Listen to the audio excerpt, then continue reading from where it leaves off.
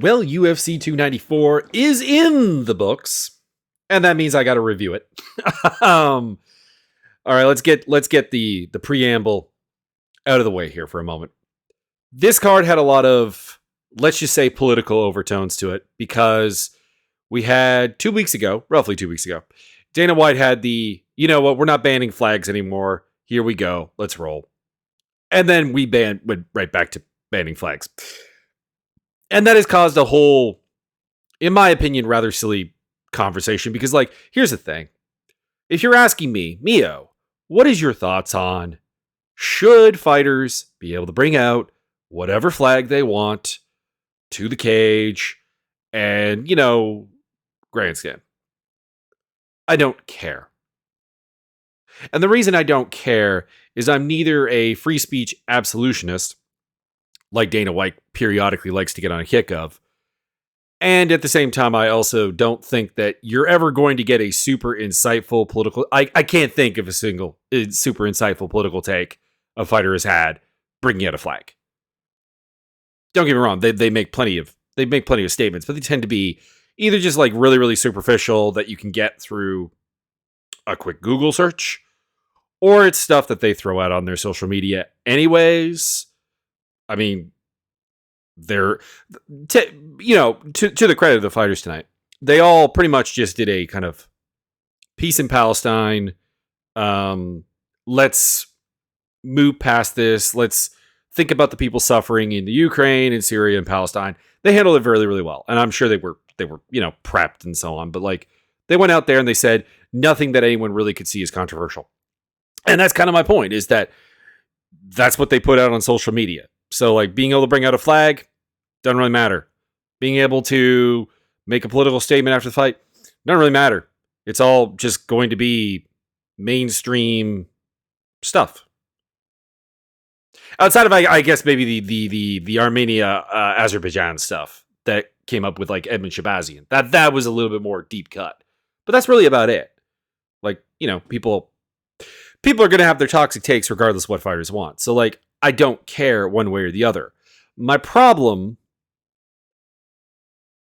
to a degree, is that when Dana White says we care about freedom of speech, and here's the flags and screw your feelings, people are like, yay, Dana White, champion of free speech, champion. And then, like, the same people are defending him 2 weeks later, like, oh, well, I'm sure the arena forced him to do it. I'm sure ESPN or Disney forced him to do it or whatever. And there's probably some truth in that. Like I honestly believe Dana White is probably horrendously politically uninformed. Like the whole thing with India at the press conference for this fight card, where like he seemed legitimately confused that the largely Arab Muslim crowd at the presser was really, really not happy with him talking about India in a positive light as like an avenue for UFC growth. Does suggest that he probably doesn't know Jack. But like, at the same time, do not give him like principled credit for anything he does, because it's not. His principles go out the door as soon as like there is money to be made. Like that's the only statement. That's it. And if you treat him as such, regardless of what he says, we don't got a problem. It's like it's not that Dana White is like a super evil person or I'm looking for reasons to bring him down or whatever. It's the man does what in his mind makes the most business sense, and that's it. And you should never give him credit for anything beyond that. Like, I mean, we are talking about a guy who's like, domestic violence is a complete and you put your hands on a woman, you're done. Except when I do it. or except when John Jones does it. Or except when like someone who makes money does it. Like there are no principles here. There you go. The other thing I will mention is every time we go to Abu Dhabi, the topic of sports washing comes up, and like there's inevitably someone who asks, either in a troll manner or like a serious manner, why would Abu Dhabi pay to have an event there? Why would anyone pay for sports washing? And the answer is pretty simple: is they get to throw out a bunch of stuff that, like, on its own sounds really, really good. Like, Abu Dhabi is the safest city in the world. sure, it's also one of the most oppressive cities in the world. It's also one of the most richest cities in the world. Like, I'll give you an example from my where I live. If you want to look at crime stats and look for the safest area, there is a definitive safest area near me. It's a burb of the major city near here, where like to buy a house you're looking at $3 million on the cheap end. And yeah, sure, their crime is virtually nothing. Well, I shouldn't say that. There's probably a boatload of white collar crime, but like in terms of assaults, deaths, murders, robbery, etc., very little. Very, very little. And yeah, sure, Abu Dhabi has that because you have a bunch of obscenely rich people. And you also have a bunch of really restrictive laws. Of course it's safe. Question is like, is that a model that's even like repeatable? And is it even a model that's desirable? Like that's the question. Anyways, they get the UFC to tot out that fact for them 8 times before the first pay-per-view fight even gets off. And yeah, someone out there is going to be like, oh man, Abu Dhabi's really good. Really, really good, man. Maybe this whole ethno state thing is fine. Yeah, that's it. Okay, let's get to the fights. We've handled the politics. Let's roll. Let's go. This was a incredibly weird card. I mean, we had 2 no contests. We had a fight that a lot of people, I think, are, to be honest, a little bit over concerned by. I'm talking about the Wood Naimov fight. We'll get there in like detail, but like, I think that's actually being highlighted a little bit more. We had 2 people at least with staph infections fighting on the card, which really actually should have consequences. I've kind of said this is like, I think a lot of people don't even really like understand like staph for a second here. And other like things like this. If you do mat sports, either you're a high school wrestler, college wrestler, you take Brazilian Jiu-Jitsu, you take judo, maybe not judo because of the gi, the high prominence of the gi, but like if you do a grappling sport where you're on the mats a lot, you're scraping your skin up, you're getting a little bit of that mat bite, a little bit of that mat burn, you know that it is actually really important that if someone has a communicable infectious disease, such as staph bacteria or other things, then they really shouldn't be doing that because you end up with everyone. Like when I was 17 years old, I went to a gym and I ended up with a minor ringworm infection. And like, here's the thing. Everybody had a minor, like almost like half the gym had a minor ringworm infection. And we found out like, one guy came in with, ringworm and didn't stop coming to class. That's kind of how it happens. And like, there really actually should be a massive penalty for lying to the medical staff about that sort of thing. And also, this kind of goes with like the whole USADA, the separation from USADA and into like the UFC doing internal testing. If anyone thinks that that's going to like, actually be a good idea, you're crazy. I mean, I guess if you just don't care about PEDs, that's fine. That's a defensible take in my opinion. But like anyone who's like, no, they'll do a better job than USADA did. No. We see this with like the TJ Dillashaw situation was like a great example of that, where it's like, hey, he came in with like no shoulder. Well, he told us the shoulder was fine.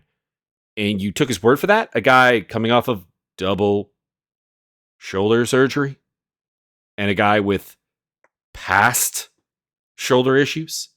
There wasn't a deep dive physical on that. Like when I go for like a physical, and I just mean like a general non-sports related, this is just a physical checkup thing. You know what happens? They look at my knee. They look at my back. These are areas where I've had significant injury before. Apparently, a UFC physical before going into a fight is less comprehensive than that. It's just weird. Okay. Islam Makhachev, Alexander Volkanovski, number 2. I will say I said in the preview, I don't like that this fight happened. And the reason is I was very, very interested with the concept of a rematch between Volkanovski and Makhachev, where Volkanovski had a full camp to prepare and show some different things. Because, he's a very, very smart fighter. The first fight was very close. And to be honest, I would have liked to see what Islam did differently. Instead, we kind of just got Islam Makhachev going out there and head kicking Volkanovski, which is cool. It was a cool knockout. It's something we haven't seen from Makhachev before, so that was cool. But it kind of ruins the fact that I'm probably never going to get that. Because, like, what would be the point of a trilogy fight from a business and casual interest standpoint? You have Makhachev, who has beaten Volkanovski twice, and in this case, stopped him very definitively. Like, he was winning before the head kick, and obviously the head kick ended the fight, and he did his thing. And he went out there, and it was great. It was amazing. Of course, now we have all the pound-for-pound conversation again, and my take is the same as after the first one. If you have Islam Makhachev as your pound-for-pound number one fighter in the world, I don't have an objection. He rules the deepest division in MMA. He's been pretty dominant doing it, to be clear. And he has been, he's been making it happen. But if your argument that he is number one is essentially he beat Volkanovski, well, it's a pound for pound list. Volkanovski is, at a guess, 20 to 30 pounds smaller than him because Makhachev does cut, he is, people would call it a weight bully. I don't think so. Like, if you make the weight, you make the weight. But if we're talking about, the concept of pound for pound, like when you're looking at a guy who's like 190, I think, and that's like a number he's provided, versus a guy who cuts down to 145, doesn't look particularly huge at 145 and is 5'6", well, that just doesn't do much. Like, it defeats the purpose of pound for pound. So, I mean, I've said this. If you have any UFC champion at number one on your pound for pound, I'm not honestly going to complain. As long as it's not like Jamal Hill or something. It's fine. It's perfectly. It's dope. If you have Sean O'Malley there, I don't even think I can really complain. It wouldn't be my pick. He's very far down, but it still works. I would say John Jones or Volkanovski or Islam are your three best answers. But like, if it's just Islam beat Volkanovski, he's got to be number one pound for pound. I think you're missing the point of pound for pound. All right. Next fights. Volkanovski, Topuria, and I personally prefer Islam Makhachev versus Gaethje to Oliveira. This was supposed to be Oliveira's fight, and I don't like taking a guy out of the rotation for an injury in terms of like losing his spot. But it has to be said, a lot of what Charles said in the lead up to this fight just makes me think he doesn't. I don't want to say he doesn't want it, because I think that's a strong word. It's a strong terminology.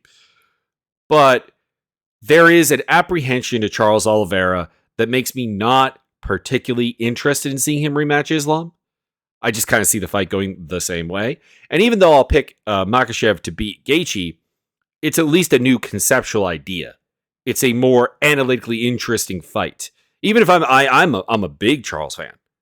I'm a big Gaethje fan. As fighters, to be clear. And I wouldn't hate either fight, but like, Gaethje is a fresh, even if we've seen Khabib beat Gaethje, and like it or not, the Khabib comparisons for Islam Makhachev are never going to go away. It's still a new fight for Islam, whereas he did comprehensively beat Charles Oliveira. So there you go. That's my take of what's next. Then we move on to a controversial fight, and one I was getting a little bit of heat for on Twitter, because I did score Khamzat Chimaev as the winner in his fight against Kamaru Usman. And I feel like I have no friends after this fight, because on one hand, I'm very, very critical of Chimaev's performance. He had a really, really good first round. He had a blast takedown, put Usman down, got his back, controlled him, worked for a rear naked choke, worked a little bit of ground pound. I scored it a 10-8. Like, that's how good it was. Some people scored it a 10-9 because there wasn't a ton of damage, but like, the thing is I don't think you need to nearly kill someone. And I'm pretty sure that this is backed up by the stats, honestly, if you look at it. He outlanded him 16-3 in significant strikes and 61-5. That's 12-1 in overall strikes with 4 minutes and 35 seconds of top control. The idea that that's not enough for a 10-8 is a little bit questionable to me. Like, I think that's a 10-8. Now, where I really get in trouble is I scored a 10-9 in the second round for Chimaev, basically off of the takedown. And a lot of people will be like, You shouldn't score. You shouldn't get the win off of a takedown. And I agree with that. I agree with the late steal around takedown is stupid. But like the point of the matter here is it was a really close round. Again, going to the stats, I don't think anything really significant was landed. It was 11-9 in Usman's favor and 12-12 in total strikes. 11-9 significant, 12-12 in overall, and 41 seconds. I think it's a round that actually goes down to control. Because I don't think that there was a more effective striker or a more effective grappler in the round. I honestly don't. It was a round that Chimaev took off, which he does tend to do in the second round. You can go back to the Gilbert Burns fight for an example of that. Where the second round, after he's like sprinted in the first round, he's got to kind of gather his wind and go for it again. And Usman didn't push the pace. Usman didn't take that opening and do something with it. He landed 12 strikes. And then got taken down. Like that's not a round-winning performance in my opinion. Like, to be clear, I would honestly want to score that like a 10-10, but we don't have that option.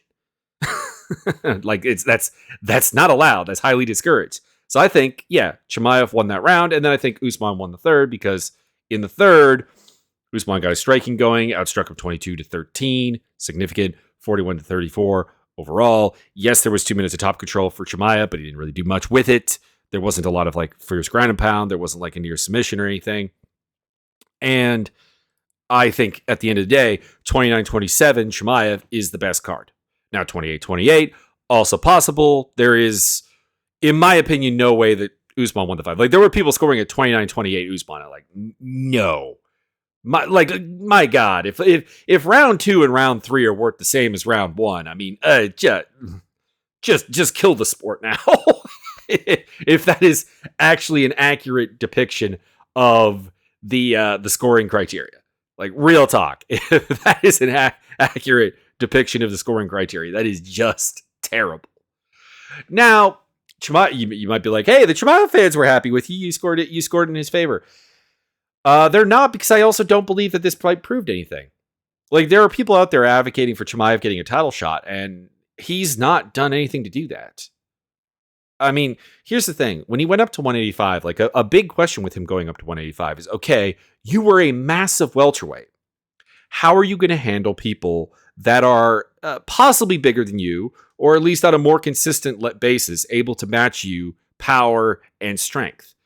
And he beat another welterweight coming off the couch 2 weeks in advance. Like short notice. Another welterweight, the second best welterweight of all time, in my opinion, but a welterweight nonetheless. What value should this fight have? And outside of the first round, he wasn't convincing. Now, to be clear, I don't think that this fight should actually lessen the stock of Chimaev, because it was a short notice fight for him as well. He was going from Paulo Costa to Kamaru Usman. That's a very, very different matchup. It's a very different idea. But nothing he did really should increase the idea. Like, yes, he took Usman down. Congratulations. But like, Usman also doesn't look great. And I also think I got something confirmed for me that has been beating me at the back of the head ever since I saw Jack Hermanson and Chimaev have their, I forget if it was a catch wrestling match or whatever. It was some kind of grappling only rule set. I forget what it was now. But I remember watching that and thinking, Chimaev does not actually have a good feel for range. The reason that doesn't really come up at welterweight is he's 6'2", 75 inches. He's got the range. Like, people have to come to him. And at middleweight, that's still actually probably going to be the case. 6'2", like 75 inches. That's still big. But there's a lot of guys who are going to actually be able to compete on the outside with him now. And when he shoots, a lot of the time it's from like just too far away. Like some of the takedowns he went against Usman here for had no chance of like finishing. And it wasn't like a technical question or a physical question. It's just, what are you shooting from that range for? Like that's what it came down to, particularly in the second round. Now, maybe those are just like there to break rhythm or whatever. But that happens a lot when he's like facing off with somebody like with parity of reach that doesn't have to come to him. So that's something interesting to keep in mind. I'll probably be picking him against anyone as long as he's not like getting a title shot or something. And in my opinion, I would I would put him against Robert Whittaker. Now, I know some people are not going to like that, whatever, but I think there's actually, like, at 185 right now, no rush to get him a title shot, because realistically, you've got Dricus du Plessis in the rings, in the wings. You've got a rematch with Israel Adesanya that'll probably sell at some point. Don't get me wrong. I don't want the immediate rematch, but like eventually down the road. And then you got Jared Cannonier, who's got to win over the champion. There's a lot of things to actually, do with that title shot that you can afford to be a little bit patient with Chimaev. And he also apparently broke his hand in this fight, or his wrist. And he has been kind of fragile lately. So, just kind of slow roll it, honestly. Just, the Whittaker fight is huge, high profile. That could easily co-main event a pay-per-view. That could that could be a big main event on a free card. Quotation marks on the free card. And for Usman, I don't really know, because I do feel that like he's kind of done. And like people will say like he's one fight removed from being, 2 fights now removed from being the champion. How can he be done? But like I think people forget that like when Usman beat Woodley for the title, Woodley was done.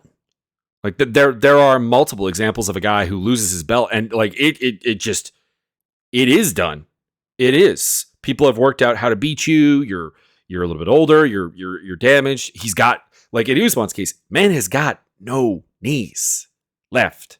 Like it's moderately amazing that he stayed at the top for as long as he did. I just don't think he's there anymore. And that like the reason he was able to succeed against Chimaev is, I think, 1, the broken wrist, 2, the fact that Chimaev does fade, and 3, the fact that Chimaev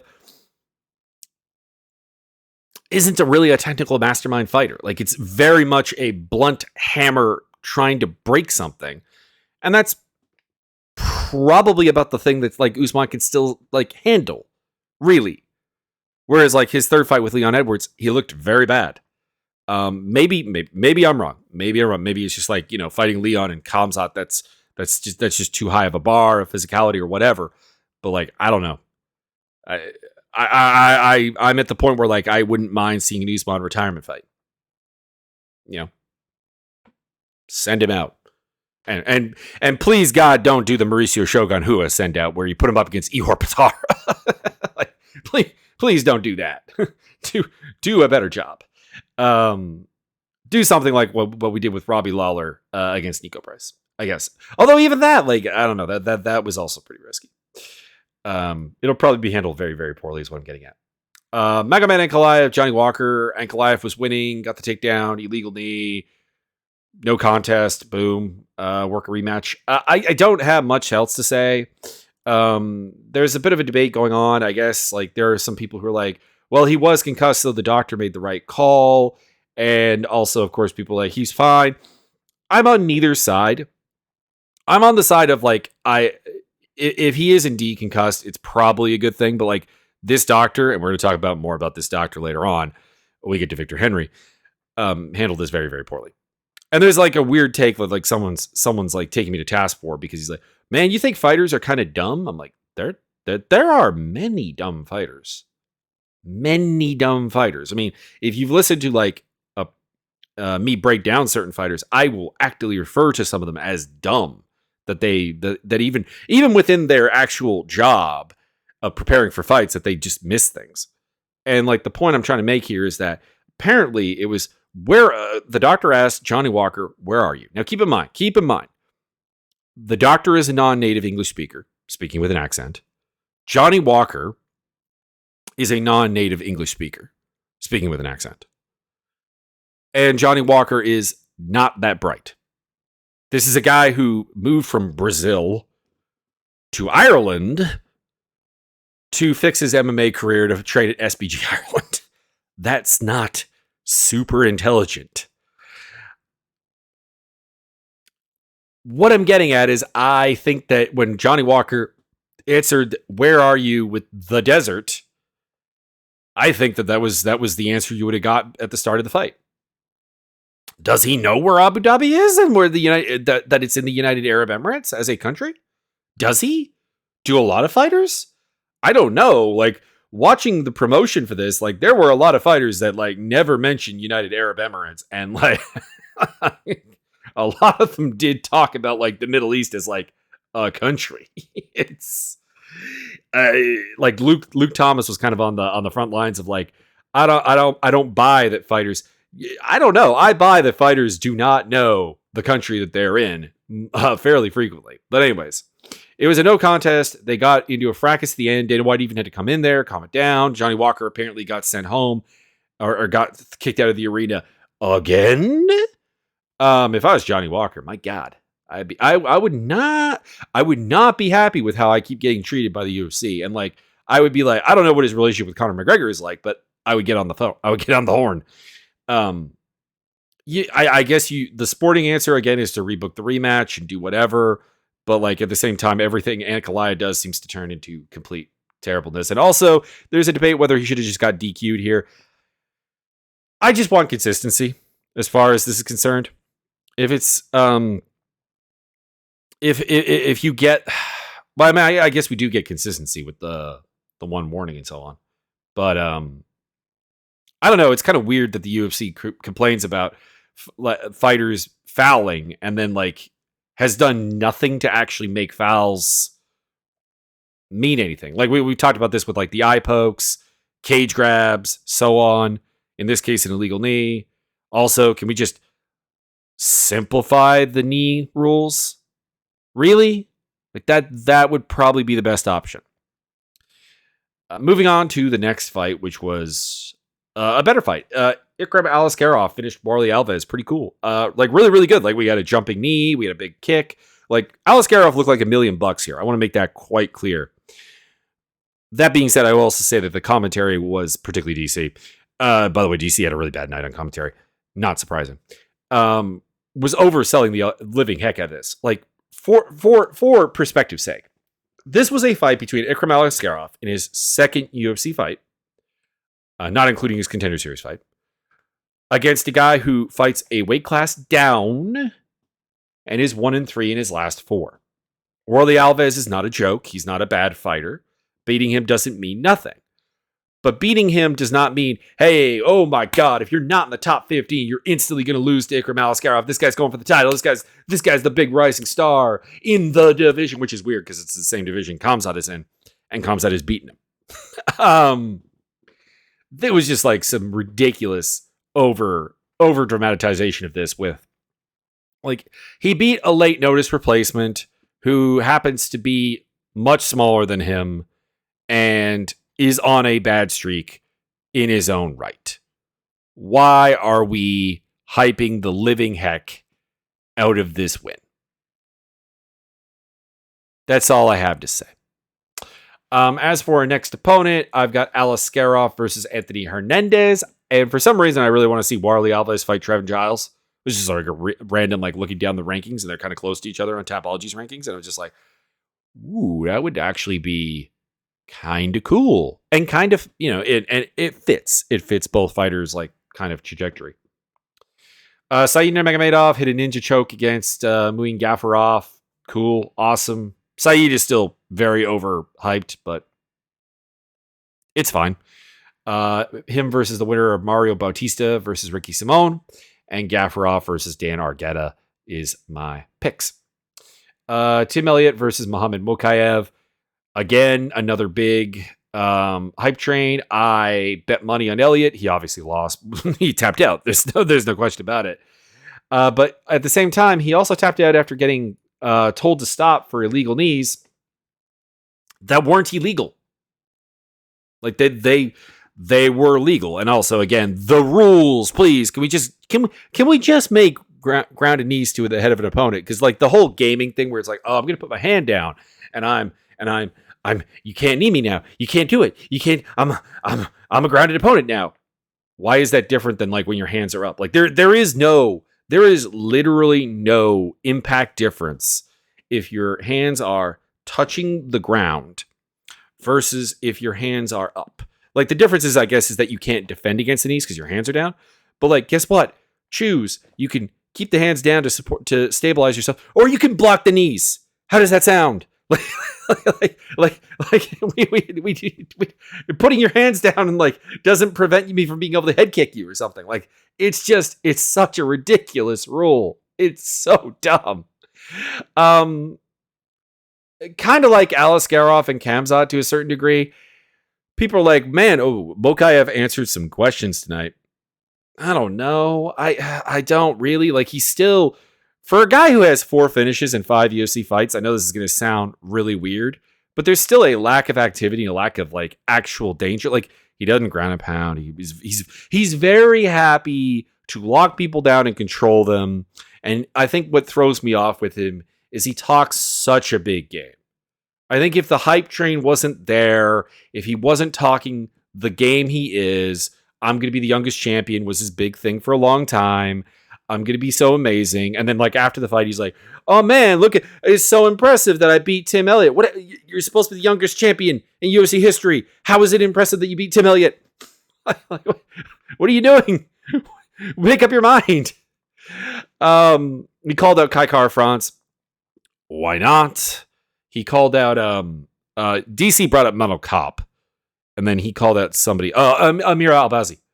Yeah, you could do Albazi. You could do Kai Kara-France. I guess Kai Kara-France is probably the one I would pick. But yeah, I don't know. I still think that there's going to come a day when Mokaev takes a loss, and we'll actually learn something about him, because his game has a hard ceiling. And I thought it would be Tim Elliott. And I wasn't necessarily wrong, because Elliott was up like 2 rounds to nothing on 2 cards. I had a draw heading into the third myself. But yeah. He was losing to Tim Elliott, in my opinion, and in most people's opinion. And this is still somehow going to get hyped up into like the next big thing. And for Tim Elliott, I've got Bruno Silva. Not the Bruno Silva we're going to talk about later on this card, but the good Bruno Silva. Bulldog, the flyweight Bruno Silva. Muhammad Yahya versus Trevor Peek was painful. It was Trevor Peek alternating between the wild man aggression, which was working, to be clear, and trying to be capital T technical, to borrow from the Heavy Hands podcast. And at the end of the day, he won the fight. He won the fight easily. I scored all 3 rounds for him. But like, Muhammad Yahya is not good. He's not a good athlete. He's not a good technician. He's not a good fighter. He's not UFC caliber. That's what it comes down to. And Trevor Peek has the athleticism to be a UFC fighter. He's actually really athletic. But I don't think he'll ever stop. Like, his pursuit of being like more technical, I think, is never going to really work out. He's going to be a wild man who's trying to be technical. And that tends to not really work. So, cool. There were some cool foot stomps, though. He even foot stomped a guy in guard. That was funny. For the next ones, I don't care. Trevor Peek is 2-1 in the UFC. He's earned another fight, whatever. But, like, he's not going to beat anyone good. And the UFC seems to want to build something with him and, like, kind of make him an action fighter draw. And there's nothing wrong with that. I just would prefer he would be a wild man if that's the case, though. He'll fight somebody basically who's a punching bag. Yahya will get another fight because it was his first fight. Probably next time they come back to the Middle East. And he'll fight some fodder guy because, like, again, he's not very good. Like, that's the thing, is, like, this fight was just kind of a dead end. This fight is just what these 2 guys will be doing until the UFC is, done with them. Javid Basharat versus Victor Henry. We're going to get back to the doctor here. First round was close, was pretty fun. Actually, I scored it live for Basharat. I'm kind of curious what the stats are. I know, and again, I've said this before, I know stats don't tell you everything. But yeah, Basharat outlanded Henry. And if you follow Victor Henry's fights, he's essentially a volume striker when it comes down to it. Like, at the end of the day, he's a volume striker that, like, if he is outlanded, he's probably lost the round. That's just how it works. And then in the second round, the only significant strike of the round, he kicks him in the balls. Basharat kicks him in the balls. And then we get this, again, this is the same referee that called the Johnny Walker fight off. He comes in, Henry is rolling on the ground. Like, I have never seen a man in this much pain from a ball shot in my life. Well, maybe I have. Alessio Sakara, Ron Fairclough comes to mind, where, like, Sakara's drive heaving into a bucket in the cage. Chris Tusher also, I think, against Gabriel Gonzaga, I think. And, of course, the Eric Prindle versus Big Monster Santos trilogy. So maybe maybe that's wrong, but uh, the man was down, and like I wouldn't be surprised if like there's some significant damage there, and the doctor comes in and starts trying to convince him that he wasn't even fouled. Like it's just weird. And of course the this is also the ref for the Nathaniel Wood fight earlier on in the night where there's some ball shots. We'll talk about that in a bit. But it was a bad scene. And I guess you rebooked the two fighters because they didn't get to prove who was the better one. I liked the fight beforehand, although I thought Basharat was too big of a favorite. And I guess you just you rebook it. The line of the night from DC in this fight was it's a really good thing that like Victor Henry lost to Rafael Assunção and took that lesson early in his career. It was his 28th pro fight. I know it was his second UFC fight, I think. Second or third. But it was his 28th pro fight. It's not early. DC, I beg you. You're a smart man. It shows when you're breaking down wrestling. It really does. Please, just here. You don't want to do a research on the fighters. Cool, fine. Don't talk about stuff like that then. Just don't bring up the idea that the 28th pro fight of Victor Henry's career was early in his career. Just don't do that. Just don't comment on that. Just stick to talking about wrestling. There you go. That's it. There's your solution. Be comedy relief and stick to wrestling. It's painful. Cedric Dumas versus Abu Azaitar also was a painful fight for multiple reasons, including for DC, where he's talking about how hair pulling may or may not be. Is hair pulling against the rules? Yes, it is. There you go. And then afterwards, he's like, I know hair pulling is illegal. It was a joke. I'm like, one, I'm not entirely convinced because everything about DC suggests he does not know the rules and does not know how to score a fight and does not know how to do all these things that he kind of tries to pull off as a joke. And like the other thing is, if it is a joke, stop doing it. It ain't working. I mean, I guess it is working because he's getting work in the UFC, but like there is like no one that like the only people who defend DC's commentary are UFC drones who just defend the UFC. Like I'm not convinced they like DC's commentary. Like just stop doing it. Take a different approach. I'm begging you. If you want to be a lazy commentator, fine, but like I'm begging you, just stay away from the stuff that you mess up all the time. I thought Dumas won the first round. I thought he lost the second and third round. This was a bad fight. I don't care. These are both bad fighters. I picked Dumas on the basis of he was younger, and I thought he would show something new and fun. He didn't really. Like he's got the physical tools to be a really good fighter and whatever. He's 6'2", 79-inch reach. He's a big guy. He doesn't actually look all that like thick though. Like he actually kind of looks like a 6'2" welterweight, honestly. But like he is 79 inches is huge. I don't know. It was a bad fight. I don't really care who they fight. I've got Dumas against like AJ Dodson, I guess, because like they're the same kind of like you guys have the physical tools, but like there's incredible lack of depth to your game. Why not? And for Zaitar, I don't care because I don't think he cares about fighting because he's palling around with the king of Morocco most of the time as opposed to like taking training seriously. And like, he's not going to improve. He's 37 years old. He's 5'9". He's fighting at middleweight. Like there is nothing to like here. Like he can bully some people and stop them in the first round. He can do that. He can win fights. Don't get me wrong. He's got power, physical ability, and so on. But like, he's never going to be good. So it doesn't matter who he fights. And then we get to our first staph infection of the night. Mike Breeden and Ansel Jubilee. Jubilee won the first two rounds. I thought he was looking good.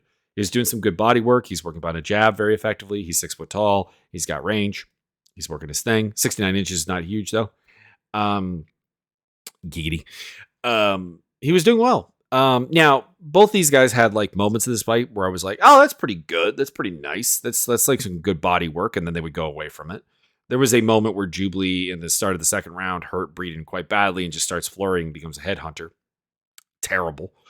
His takedowns that he did try looked pretty bad, which is a problem when you consider that, like it or not, Jubilee's best weapon is theoretically his wrestling. And then in the third round, he fell apart. Breeden just basically walked him down, barked at him, chanted USA at various points, and eventually just stopped him. And like the big problem I have with this is that people are like, man, what a show of heart from Breeden. What a warrior. And it's like, he could have done that the entire time. Like, the only reason Jubilee was kicking his butt is because they would do like the car crash style, come forward, smash into each other with punches, and then reset, and then go again, and then reset. And like, Jubilee's fine at that. It became very, very obvious the first time that Breeden just kept pushing through it that like he could take Jubilee's power and that Jubilee would fall apart. And in the third round, he finally just started doing it, and it did. And both of them should be cut. Breeden, because one, he's 1-3 in the UFC. He's not done well. And two, he came in with staph and overweight, probably related to the staph. And you should not be coming in with staph. There you go. Fine, it's great. Like, I feel bad for his training partners because he probably was training with them with staph, knowing it. And I feel bad for anyone who was on the mat after him because of the staph. And also, the mat was probably already infected with staph because of an earlier fight. And for Jubilee, he'll be back because he's part of the Indian expansion. And to be honest, there isn't a better option. But like, my guy fell apart as soon as like things got tough, and a guy just like wouldn't go away. And at lightweight, you can't be like that. There are divisions where people can hang around seemingly forever with a mindset of like, I'll just hit him really hard and he'll go away. And there's enough people that just will go away. But this is lightweight, my guy. They're going to keep coming, and they're going to beat you. I kind of said this going into it, and I originally picked Jubilee, and then I changed my mind. And I'm still not sure if I was right either way because Breeden won, but Breeden did get his ass kicked for 10 minutes. I don't know. I'm not interested in seeing them. And there should actually be consequences for staph. There you go. Now Nathaniel Wood versus Mohamed Naimov. Naimov got the win here. I don't think all that controversially, because here's the thing. He did kick him in the balls twice. He did. Here's the thing, though. I think number one, I think the reason that Nathaniel Wood lost is because Nathaniel Wood is a small guy at featherweight, and he's a guy who has to do everything. Like his fight IQ, his abilities doesn't really focus in on a single area of the fight where he can win. Because like at range, he was beating Naimov, despite the fact that he's shorter. But he was a guy who kept coming in close, kept clinching with Naimov, and Naimov's big, just strong stature was able to smother him, to neutralize him, to keep beating him in that ways. And had Wood just fought smart, now granted it would have involved staying at range to get kicked in the balls, but it probably would have been fine. But he kept trying to initiate scrambles, takedowns, clinches, and he kept losing them all. And that's kind of the point. And after the second kick, they were like really wanting a point deduction.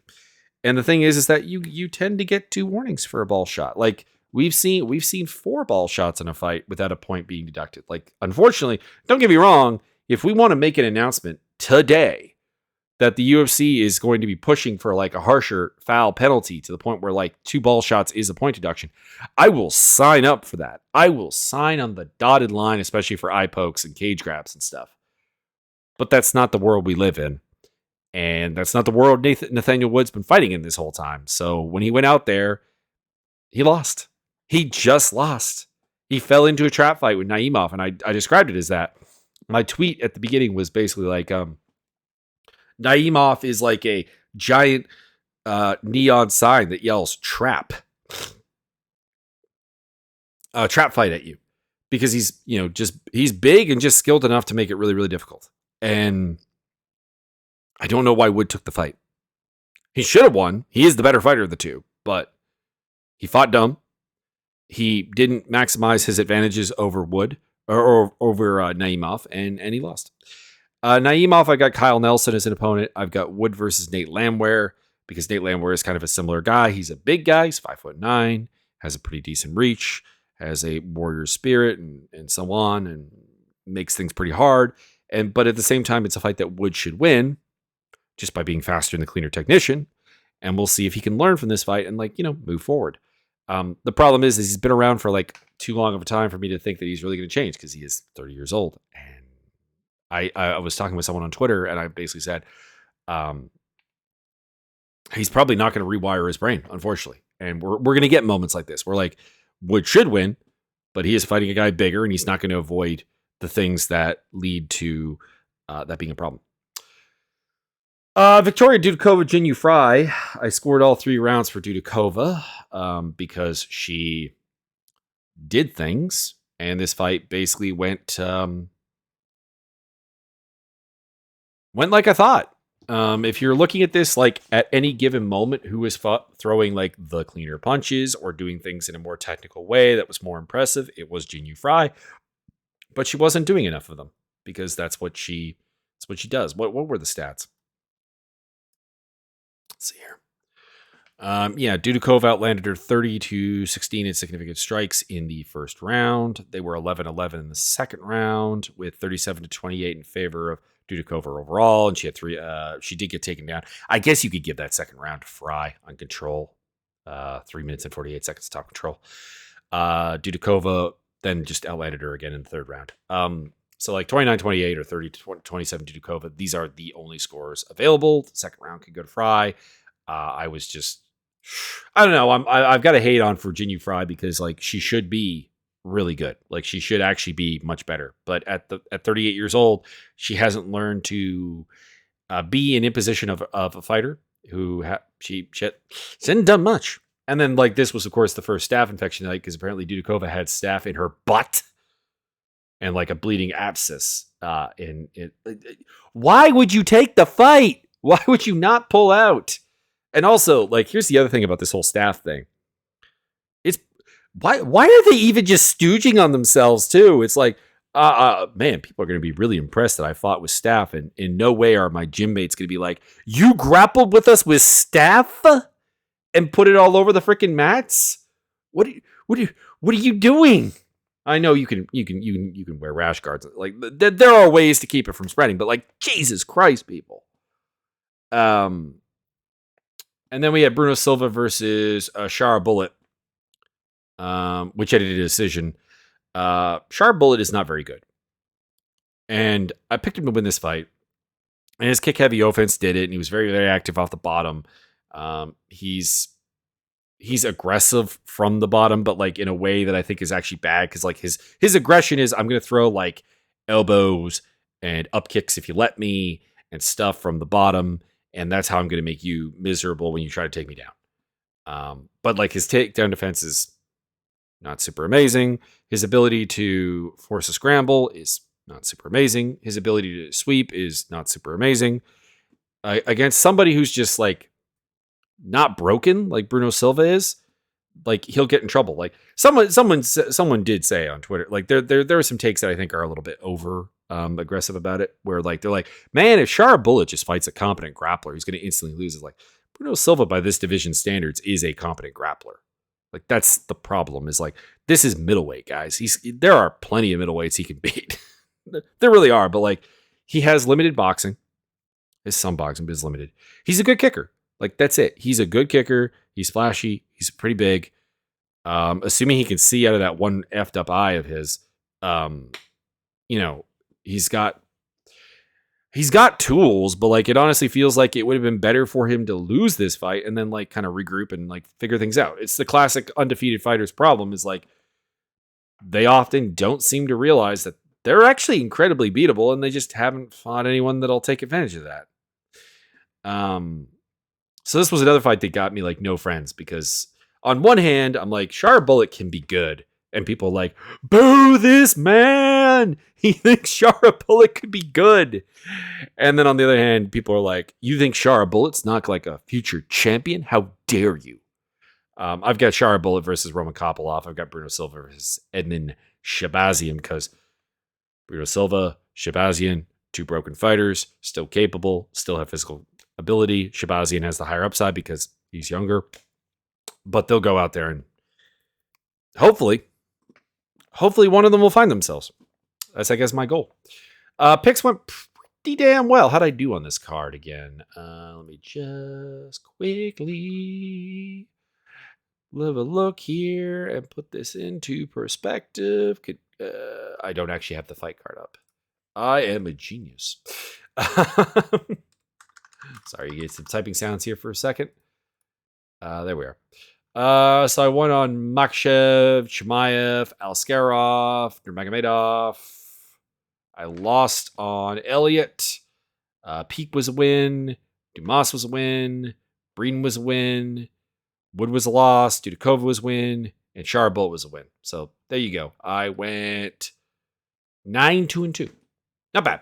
So pretty good comeback after a pretty lackluster card last time. We got no card coming up next week. We got to wear a week off. But there is an Invicta card, which I point you towards. I probably won't do like a preview for it or anything, but like the Danny McCormick versus Carolina Wojcik card. Give it a watch. Like, Christina Williams is a good fighter. Valeska Machado and Kalinda Faria, they're a good fighter. They're fighting each other. That should be fun. And yeah. Just like, take a UFC day off to do some sport for some other promotions. You also have an LFA card. We do have Fury and Ngannou. Let me make it very simple. Fury's going to win. Does Ngannou have a puncher's chance? Yeah, sure. It's heavyweight boxing. There's always that chance, basically. But that is about it. I am not looking forward to the Cage Warrior Rome card, mostly because it's a heavy Italian card. And they're not terribly good. But there is that also, as well as LFA 170, Talancic versus Frunza, which actually, not a bad fight. Just checking here to see if there's anyone. Hey, Shannon Clark. I like Shannon Clark. That's just my Canadian coming out, though. Pretty decent, though. Pretty decent. Anyways, yeah, you can check out some regional MMA this weekend, or you can check out the boxing, I guess. There you go. Anyways, so no, if there is a podcast during the week, it'll be like one of those like question ones. So if you've got questions, throw them out on the Discord, and I'll, if there's enough of them and I can make a show out of, I'll do so. And check out the links down below, to the left, to the right, above. Depends where you're watching. There is a whole link tree there that leads to my social medias, my Discord with the Fight Simulator, my gaming stuff if you happen to be of a nerdy persuasion. And that will be it. Have a lovely Sunday. If you're listening to this on Sunday, and what's left is Sunday, if you're listening to this on Monday, have a lovely week.